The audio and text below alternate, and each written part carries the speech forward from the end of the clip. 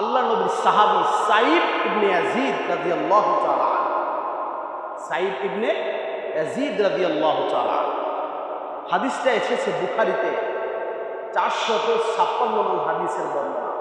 উনি বলছেন, কুনতু caiman feel মসজিদি, আমি মসজিদে নববীতে দাঁড়িয়ে আছি, ফাহাসাবা রাজুলুন, ছোট একটি কঙ্কর দিয়ে একজন মানুষ আমাকে আঘাত করলো, একটি কঙ্কর আমার দিকে নিক্ষেপ করলো।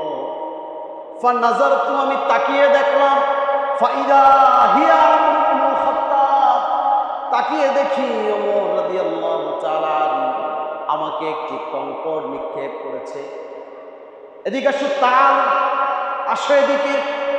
আমি দৌড়ে গেলাম, গিয়ে দেখি হযরত ওমর ফারুক আমাকে বলে, ওই দেখো মসজিদের কোনায় দেখা যায় দুইজন মানুষ কথা বলতেছে। কি বলে?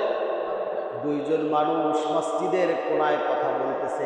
ইজহাব, যাও ওখানে, জিতানি বিহাদাইন, দোনোটাকে আমার কাছে নিয়ে আসো। কথা বুঝতেছেন? ওই দোনোটাকে কি করো?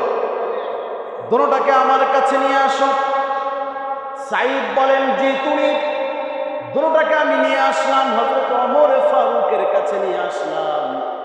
ওমর ফারুক ডাক দিয়ে বলেন, মিন আনতুমা, মিন আইনা আনতুমা, কোত্থেকে এসেছো, বাড়ি কোথায়? এই বেটা, কোত্থেকে এসেছো, বাড়ি কোথায়? ওনারা দুজনে জবাব দিল, নাহনু মিন আহলি তায়েফ, আমরা তায়েফ থেকে এসেছি। তাহলে কথা বলো কেন মসজিদের মধ্যে? লাউ কুনতুমা মিন হাদাল বালাদি, যদি তোমরা দুজন আমার এলাকার হতে, কত কঠোর কথা দেখছেন, যদি তোমরা দুজন আমার এলাকার হতে, লা আওযাতুকুমা, তোমাদেরকে আমি অনেক বেশি প্রহার করতাম, পিটাইতাম। কারণ হলো তোমাদের অপরাধ, তারফানে আসওয়াতাকুমা ফি মসজিদি রাসূলিল্লাহি সাল্লাল্লাহু আলাইহি ওয়াসাল্লাম, কত বড় সাহস তোমাদের, রাসূলের মসজিদে তোমরা উচ্চকণ্ঠে কথা বলো। এই রোগটা কি আমাদের দেশে আছে?